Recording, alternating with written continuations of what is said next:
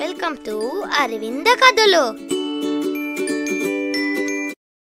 అనగనగా ఒక రాజ్యంలో యతేంద్ర అనే రాజు ఉండేవాడు. అతను చాలా ధనవంతుడు. మిగిలిన అన్ని రాజ్యాల్లోకెల్లా వారి రాజ్యంలో సిరి సంపదలు ఎక్కువగా ఉండేవి. అతని రాజ్యభవనం సుందరంగా, చూడడానికి కళ్ళు చెమ్మగిల్లేలా ఉండేది. అతని దగ్గర మెరిసే బంగారు నాణాలు, బంగారు కిరీటాలు మరియు అన్ని రకరకాల ఆభరణాలు ఉండేవి. రాజు ప్రతిరోజు కొత్త కొత్త ఆభరణాలు, కొత్త కొత్త దుస్తులు ధరించేవాడు. అతని రాజ్యంలో ఎంత బంగారం ఉన్నా రాజుకు మాత్రం సంతృప్తి ఉండేది కాదు. తన వద్ద ఉన్న బంగారం కన్నా ఎక్కువ బంగారం కావాలి అని కోరుకునేవాడు. ప్రతిరోజు అతను తన నిధి ఉన్న గదిలోకి వెళ్లి అక్కడ నడుస్తూ తన బంగారు నాణాల కుప్పలను చూసి తనను తాను పొగుడుకుంటూ వాటిని రోజూ తన చేతులతో తాకి ఆనందపడేవాడు. ప్రతిరోజులాగే ఒకరోజు ఆ గదిలోకి వెళ్తాడు. అక్కడ ఉన్న బంగారు నాణాల మీద సూర్యకిరణాలు పడి అవి తేజోమానంగా వెలగడం చూసి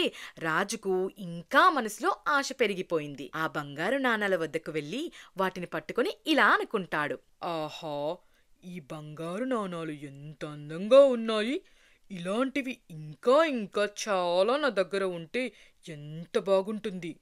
అన్ని రాజ్యాల్లో ఉన్న బంగారం కూడా ఉంటే ఇంకా బాగుంటుంది. కాదు కాదు కాదు, నేను తాకిన ప్రతిదీ కూడా బంగారం అయితే ఇంకా బాగుంటుంది అని అనుకుంటాడు. అప్పుడు కొంతకాలంగా రాజును గమనిస్తున్న ఒక దేవకన్య అక్కడ రాజు అనుకుంది వింటుంది. రాజు ఎంత దురాశగా మారాడో తనకి అర్థమైంది.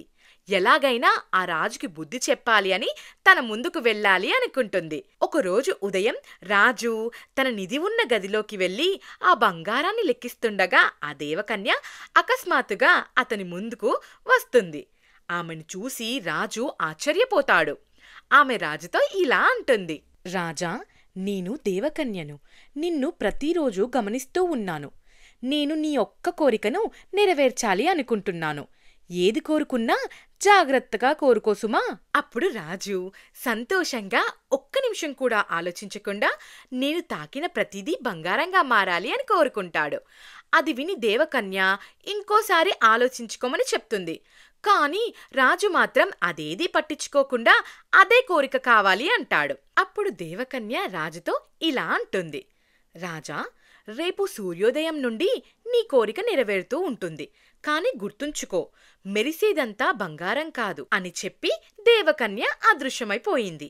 మరుసటి రోజు ఉదయం సూర్యకిరణాలు తన కిటికీ గుండా ఇంట్లోకి పడగానే రాజు కొత్త ఉత్సాహంతో మేల్కొంటాడు. అతను తను కప్పుకున్న దుప్పటిని చేయితో తాకి పక్కకి పెట్టాలి అనుకుంటాడు. కాని అది ముట్టుకోగానే బంగారంగా మారిపోయింది. రాజు ఆశ్చర్యపోయాడు. అతను మంచం మీద నుండి దిగి పక్కన ఉన్న కుర్చీని తాకుతాడు. అది కూడా బంగారంగా మారిపోతుంది. అలాగే టేబుల్ని తాకుతాడు. అది కూడా బంగారంగా మారిపోయింది. ఇక రాజు ఆనందంతో గట్టిగా అరిచి నవ్వడం మొదలుపెట్టాడు. తాను ఇక ప్రపంచంలోనే గొప్ప ధనవంతుడు అవుతానని సంతోషపడ్డాడు. ఇక రాజాభవనంలోని కుండీలు, తలుపులు, గోడలు అన్నిటినీ తాకి ప్రతిదీ బంగారు నిధిగా మార్చాడు.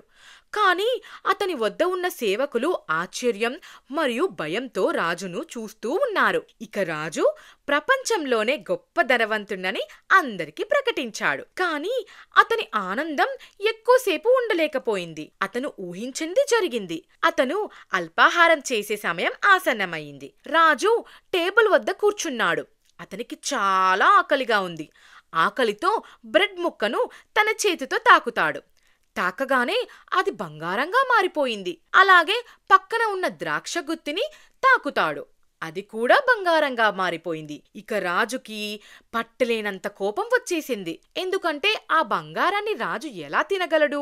అప్పుడు అక్కడికి తన ప్రియమైన కూతురు వచ్చి ప్రేమగా తండ్రిని పట్టుకుంటుంది. రాజు భయపడుతూనే ఆమెని కౌగులించుకుంటాడు. ఆ క్షణంలో ఆమె బంగారు విగ్రహంగా మారిపోయింది. చలనం లేకుండా నిర్జీవంగా అవుతుంది. అది చూసి రాజు చాలా బాధపడ్డాడు. అతని కళ్ళల్లో నీళ్లు కూడా వచ్చాయి. అతను ఎంత పెద్ద తప్పు చేశాడో అతను గ్రహించాడు. తన దురాశ కోరిక కారణంగా తన కూతురు నిర్జీవ విగ్రహంగా మారింది అని బాధపడిపోయాడు. ఇక తన తప్పును తెలుసుకొని దేవకన్యను పిలిచి తన కోరికను తిరిగి తీసుకోమని వేడుకుంటాడు. అతని దుఃఖాన్ని చూసి దేవకన్య మళ్ళీ కనిపించింది. బాధపడకు, నీకు మంచి గుణపాఠం లభించింది. జీవితంలో నిజంగా ముఖ్యమైన వాటి గురించి నీ దురాశ నిన్ను గుడ్డివాడిని చేసింది. ప్రేమ మరియు ఆనందం బంగారం కంటే గొప్ప సంపద అని చెప్పి అతని స్పర్శాశక్తిని తిరిగి తీసుకుంది. ఇక ప్రతిదీ మునుపటిలాగా మారిపోయింది. ఆహారం మళ్ళీ తాజాగా మారింది. కుర్చీలు బల్లలు అన్నీ మునుపటిలాగా అయ్యాయి. ముఖ్యంగా యువరాణి కూడా తిరిగి ప్రాణం పోసుకుంది. ఆమెను చూసి రాజు సంతోషంగా దగ్గరికి తీసుకున్నాడు. ఇక రాజు బంగారం మీద వ్యామోహం తగ్గించుకొని సంతోషమైన జీవితాన్ని కొనసాగించాడు. అరే బాబు, సబ్స్క్రైబ్ చేయండి.